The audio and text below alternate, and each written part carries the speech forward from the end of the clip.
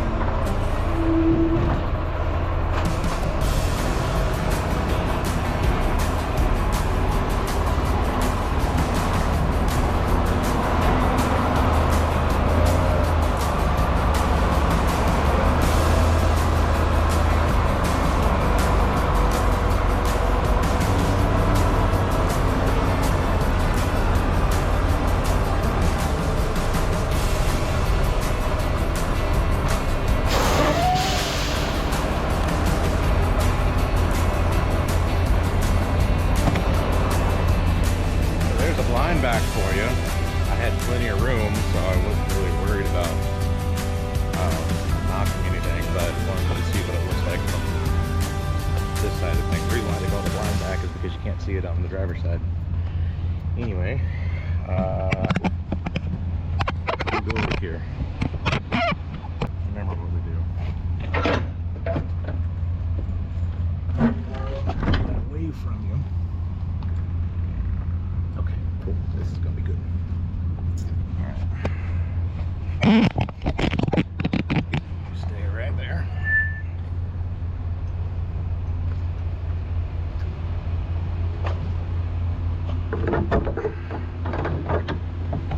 That door's good. We can get the other one.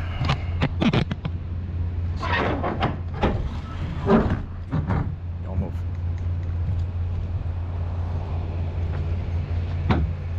Watch your forehead, watch your forehead, watch your forehead. I told you to watch your forehead, but you didn't want to.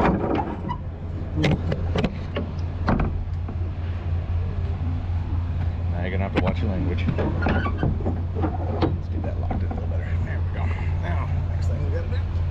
Get that lock back in place. I'll probably have to move up just a little bit. That's okay. Get those tandem pins back in place. And then we're gonna go right back to the dock. So you see it right there.